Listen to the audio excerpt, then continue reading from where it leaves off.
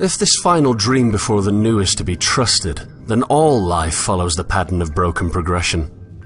Some call it redemptive history, still others call it galvanization, yet the trajectory is undoubtedly the same. We exist on a familiar shoreline, with the waters lapping at our feet. We look back and see an explored and thus frozen world.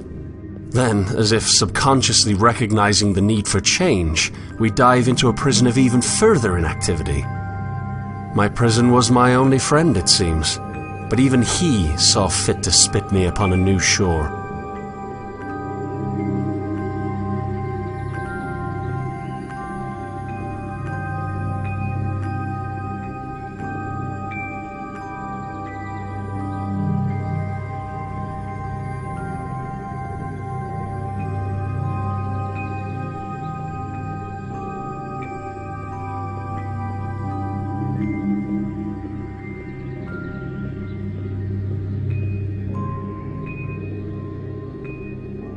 I won't lie, I do miss Leviathan. It wasn't his fault that I was a parasite.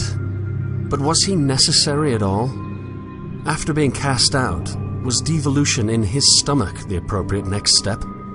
Why couldn't I have simply washed ashore to the old city?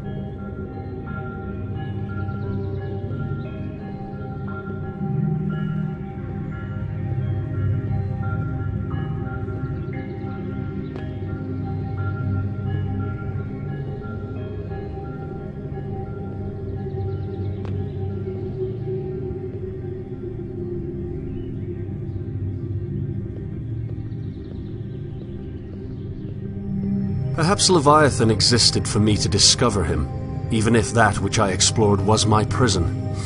Perhaps I simply needed to see the stagnation before evolving.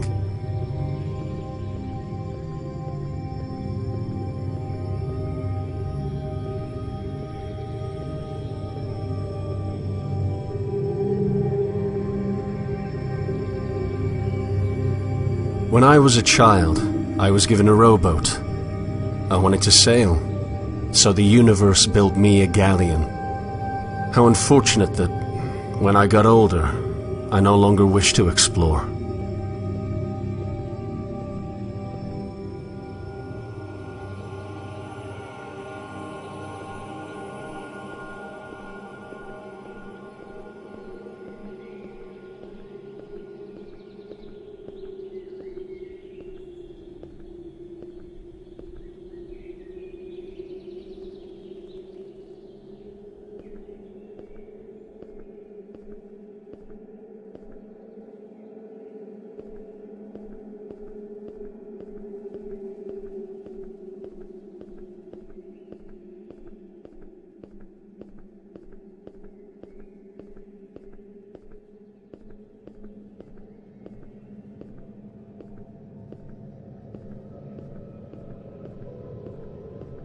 I am going to explore again.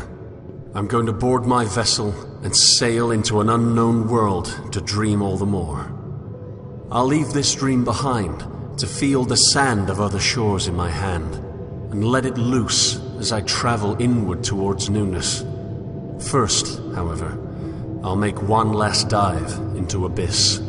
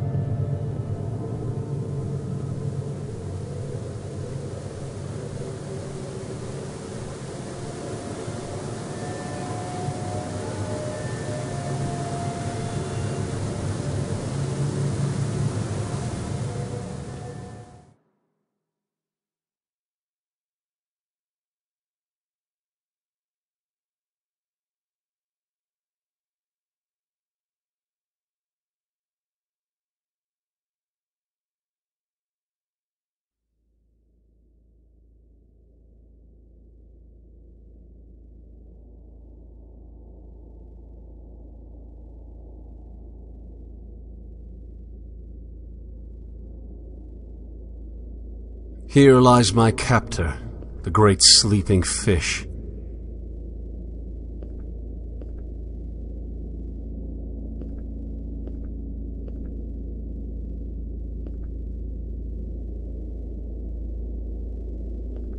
My foundation's been disintegrated. I'm left with nothing but void. However, the baby of belief need not be thrown out with the bathwater of certainty. An assertion from an assumption is still an assertion, making any deduction from that foundation subject to critique. I may not be able to deduce from a place that I know to be true, but that which I deduce from my dreams must still be compatible with itself.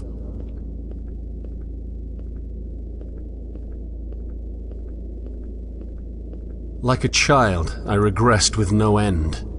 Over and over I asked, why? As each answer demanded further questioning. Eventually, I convinced myself that the regression was nonsensical, by nature of it being childish. But what if that childlike curiosity is the vessel that can bring us to usefulness? What if we put aside the certainty and adopt discovery?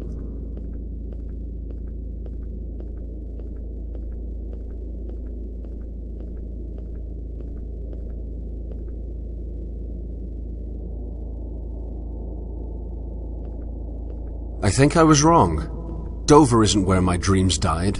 It's where one dream took over. I dreamt that I had no dreams. I dreamt that Dover smothered my belief with certainty. In truth, a truth that I cannot know, Dover ran red.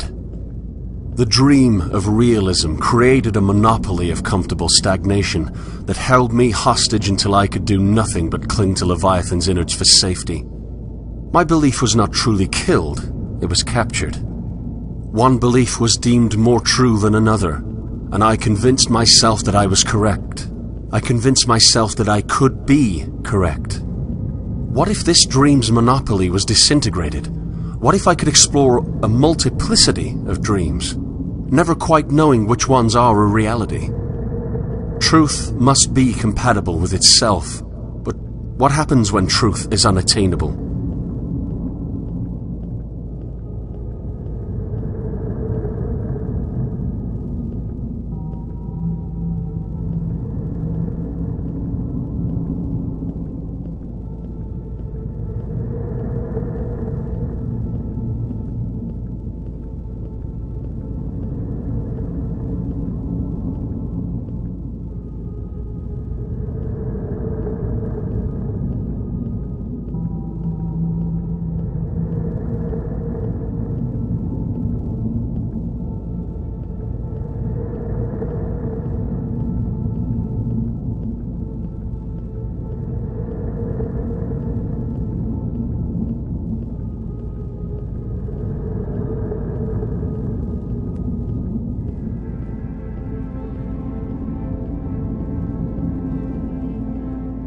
The dwellers' dreams could function within themselves, from their foundation, as long as the factions recognize that foundation as a dream. What point would there be in conflict if the dreams cannot truly be controlled?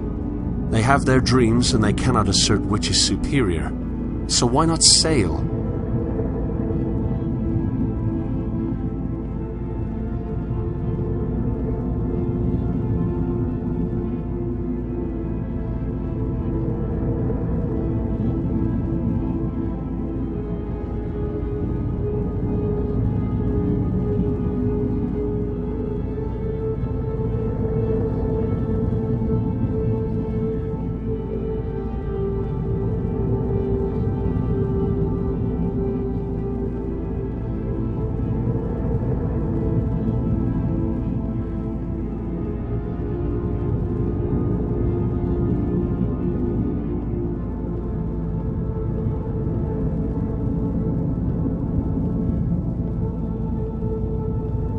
Solomon saw the illusion for what it was. He saw that the lack of dreams was a dream itself. His downfall was in his pessimism, however. He saw the manifesting process of dreams to be too slow. But of course it is, my dear Solomon. The dreams will never manifest in our lifetime, but that's where they have their worth. The dream, the ideal, is an object whose grasp should never be fully achieved. It is in the desire for the object that our true desire should lie. We should desire to desire, and in presenting the ideal to a fallen world, we will make incremental steps towards perfection as the eschaton approaches. One giant leap for a man, one small step for mankind, Solomon.